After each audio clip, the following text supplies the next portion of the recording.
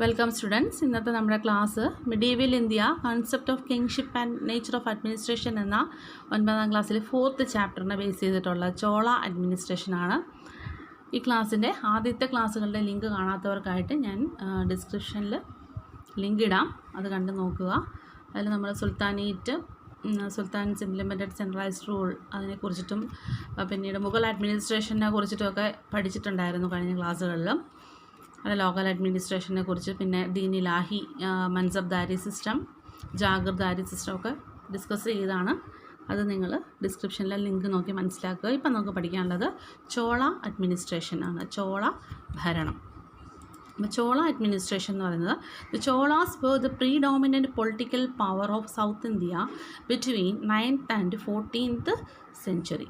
അപ്പം ചോള ഭരണം നടന്ന കാലഘട്ടം എന്ന് പറയുന്നത് 9th and 14th centuryയിലാണ്. സൗത്ത് ഇന്ത്യയിലാണ് അവരുടെ ഭരണം നടന്നത്. അതായത് CE 9ാം നൂറ്റാണ്ടിൽ 9ാം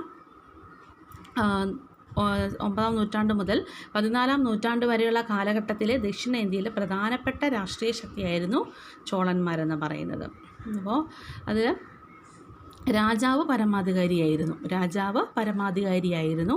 പിന്നീട് ഉപദേശകരായ മന്ത്രിമാർ, ഉദ്യോഗസ്ഥർ തുടങ്ങിയവർ ചേർന്ന ഒരു കേന്ദ്ര ഭരണകൂടമാണ് രാജ്യഭരണം നിർവഹിച്ചിരുന്നത്. ചോളഭരണത്തിൽ the country was ruled by a central government, കേന്ദ്ര government, which included the king as a sovereign authority, പരമാധികാരിയായ രാജാവ്, ministers and advisers and officers. They followed the patrilineal system of inheritance. അപ്പം ഒരു പാട്രിനീനിയൽ സിസ്റ്റം ഓഫ് ഇൻഹെറിറ്റൻസ് ആണ് പിന്തുടർന്നതെന്ന് വെച്ചാൽ മക്കത്തായമാണ് അവർ അനുസരിച്ചിരുന്നത്. പിന്നെ ശാസനങ്ങളിലൂടെയായിരുന്നു അവർ ഭരണത്തെ നിയന്ത്രിച്ചിരുന്നത്. രാജശാസനകളിലൂടെ ആയിരുന്നു. The Chola administration was regulated through royal decrease.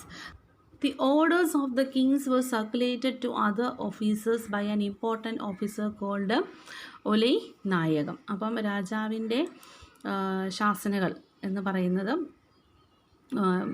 അല്ലെങ്കിൽ ഒലൈ നായകം എന്നറിയപ്പെടുന്ന പ്രധാന ഉദ്യോഗസ്ഥനാണ് രാജശാസനകൾ മറ്റു ഉദ്യോഗസ്ഥർക്ക് എത്തിച്ച് കൊടുത്തിരുന്നത്, ഒലൈ നായകം. പിന്നെ അവിടെ നിങ്ങൾ നോക്കുക, നാവികശക്തി എന്ന് പറഞ്ഞൊരു ചെറിയൊരു പാരഗ്രാഫ് കൊടുത്തിട്ടുണ്ട്. The naval power. The Chola kings organised a very strong army. വളരെ സ്ട്രോങ് ആയിട്ടുള്ള ആർമിയാണ് അവർക്കുണ്ടായിരുന്നത്. The Cholas were the greatest naval power of the period. ആ കാലഘട്ടത്തിലെ ഏറ്റവും ശക്തമായ നാവിക ശക്തി ചോളന്മാരുടേത് ആയിരുന്നു. The Bay of Bengal was known as the lake of the Cholas. അപ്പോൾ ചോളാസിൻ്റെ ലേക്ക് എന്നാണ് അത് അറിയപ്പെട്ടത്. അവരാണ് അത് അടക്കി വാണത്. The Cholas extended their empire. അവരുടെ എംപയർ എവിടം വരെ എക്സ്റ്റെൻഡ് ചെയ്തത്? Malaysia, Indonesia, Ceylon etcetera. The major reason for this was the naval supremacy. അപ്പം ഇതിനൊക്കെ അവർക്ക് അവരുടെ നാവിക മേധാവിത്വം ഉള്ളതുകൊണ്ടാണ് ഇത്രയൊക്കെ അവരുടെ സാമ്രാജ്യം വിസ്തൃതി കൂട്ടാനായിട്ട് അവർക്ക് സാധിച്ചതെന്ന് പറയപ്പെടുന്നു. Given above is an excerpt from Uttaramerur inscription that gives information about the village autonomy, which was the most important feature of the Chola administration. അപ്പോൾ മുകളിൽ കൊടുത്തിരിക്കുന്നത് ചോള ഭരണത്തിൻ്റെ പ്രധാന സവിശേഷതയായ ഒരു ഗ്രാമ സ്വയംഭരണം, അതിനെക്കുറിച്ച് പ്രതിപാദിക്കുന്ന ഉത്തരമേരൂർ ശാസനകളിൽ നിന്നുള്ള പരാമർശമാണ് കൊടുത്തിരിക്കുന്നത്. എന്താ കൊടുത്തിരിക്കുന്നത് നമുക്ക് നോക്കാം. അതായത് as per the decision taken by the common sabha at the meeting held at the Gramasabha Mandiram Chaturvedi Mangalam Uttaramerur, it has been decided to elect representatives to various committees in accordance with the rules laid down by the Grama Sabha.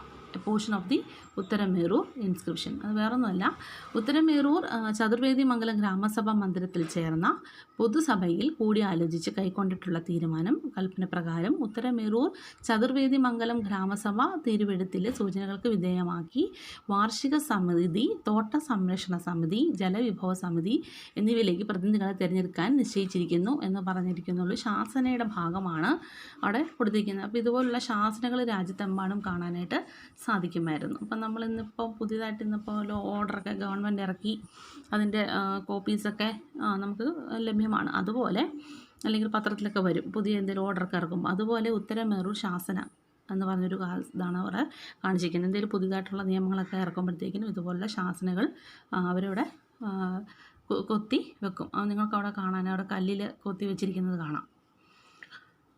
കണ്ടല്ലോ.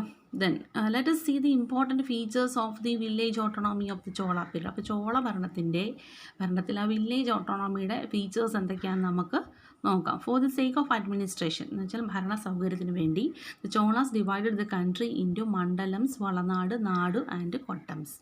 ഭരണ സൗകര്യത്തിന് വേണ്ടിയിട്ട് ചോള രാജാക്കന്മാർ രാജ്യത്തെ മണ്ഡലങ്ങൾ, വളനാടുകൾ, നാടുകൾ, കൊട്ടം എന്നിങ്ങനെ വിഭജിച്ചു. അപ്പോൾ സ്വയം ഭരണാധികാരമുള്ള ഗ്രാമങ്ങളുടെ ഒരു സമൂഹമായിരുന്നു കൊട്ടം എന്ന് പറയുന്നത്. What was kottam? A group of autonomous villages എന്ന് വെച്ചാൽ സ്വയം ഭരണം, autonomous villages formed a kottam. All the responsibilities and authorities relating to the administration of the villages were vested with the people of the villages. അപ്പോൾ പിന്നെ പറയുന്നത് ഗ്രാമഭരണവുമായി ബന്ധപ്പെട്ട എല്ലാ ചുമതലകളും അധികാരങ്ങളും ഗ്രാമീണ ജനതയിൽ നിക്ഷിപ്തമായിരുന്നു. അപ്പോൾ ഗ്രാമഭരണത്തിനായിട്ട് ഊര്, സഭ എന്നീ 2 സമിതികൾ അവിടെ പ്രവർത്തിച്ചു വന്നിരുന്നു. UR ഊർ ആൻഡ് സഭ. The people of the whole village was included in the Ur, whereas സഭ was only a council of the Brahmins. അപ്പോൾ ഊരെന്ന് പറയുന്നത് ആ ഗ്രാമത്തിലെ എല്ലാ ജനങ്ങളും ഉൾക്കൊള്ളുന്നതാണ് ഊരെന്ന് പറയുന്നത്. പിന്നെ ബ്രാഹ്മണന്മാർ മാത്രം ഉൾക്കൊള്ളുന്നതായിരുന്നു സഭ എന്ന് പറയുന്നത്.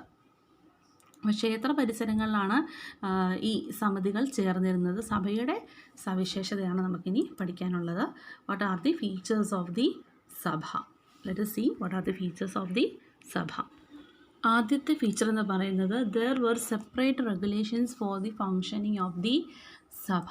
അതായത് സഭയുടെ പ്രവർത്തനത്തിനായിട്ട് പ്രത്യേകം നിയമങ്ങൾ ഉണ്ടായിരുന്നു. സഭയ്ക്ക് മാത്രമായിട്ട് പ്രത്യേകം നിയമങ്ങൾ. ഇനി രണ്ടാമത്തെ പോയിന്റ് എന്ന് പറയുന്നത് the sabha was divided into many panchayats with the separate responsibilities for administrative convenience. അതായത് ഭരണ നിർവഹണത്തിനായിട്ട് സഭയെ പല പഞ്ചായത്തുകളായിട്ട് തിരിച്ചു. എന്നിട്ട് അതിൻ്റെ ചുമതലകൾ നിശ്ചയിച്ച് നൽകി, പഞ്ചായത്തുകളായിട്ട് തിരിച്ചിട്ട്.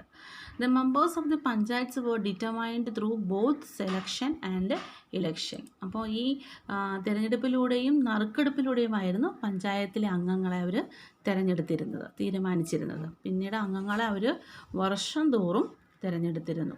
ഓരോ വർഷവും അംഗങ്ങളെ തിരഞ്ഞെടുത്തിരുന്നു. The members were elected annually.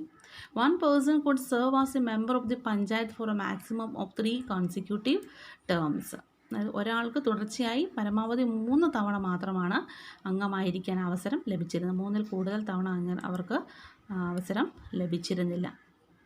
One person could serve as a member of the panchayat for a maximum of 3 consecutive terms. Those who were accused of crimes such as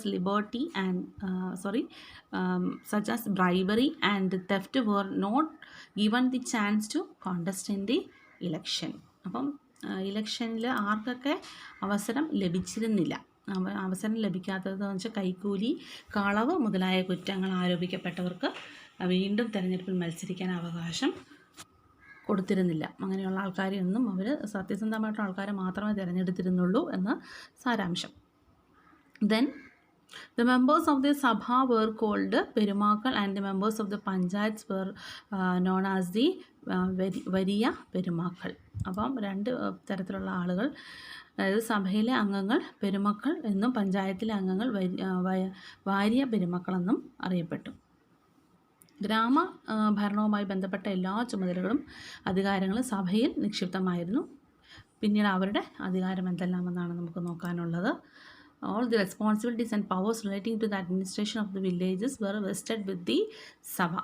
അപ്പോൾ ആ പവേഴ്സ് എന്തൊക്കെയാണെന്ന് നോക്കാം.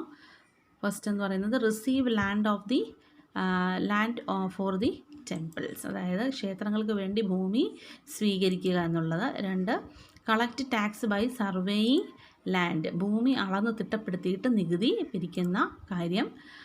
Then undertake public works for the welfare of the people, ജനങ്ങളുടെ ക്ഷേമത്തിന് വേണ്ടിയിട്ട് മരാമത്ത് പണികൾ, അതായത് പൊതുമരാമത്ത് പണികളൊക്കെ നടത്തുക. അടുത്ത point keep accounts and records, എന്തെങ്കിലും രേഖകളും കണക്കുകളൊക്കെ സൂക്ഷിച്ചു വെക്കുക എന്നുള്ളത്. പിന്നെ conduct judicial administration of the village. ഗ്രാമത്തിലെ നീതിന്യായ ഭരണം നിർവഹിക്കുക. ഇത്രയാണ് ചോള ഭരണത്തെക്കുറിച്ച് നമുക്ക് പഠിക്കാനുള്ളത്. ഇനി നമുക്ക് അടുത്ത ക്ലാസ്സിൽ വിജയനഗര സാമ്രാജ്യത്തെക്കുറിച്ച് പഠിക്കാം. വിജയനഗര സാമ്രാജ്യം, അതിലെ അയ്യങ്കാർ സമ്പ്രദായം, അതിനെക്കുറിച്ചിട്ടും പിന്നീട് മറാത്ത ഭരണത്തെക്കുറിച്ചും കൂടി പഠിക്കാനുള്ളത്. അപ്പോൾ ഇത്രയും കാര്യങ്ങൾ ഇന്ന് പഠിച്ചത് നന്നായിട്ടൊന്ന് റിവൈസ് ചെയ്ത് വെക്കുക. Okay, thank you for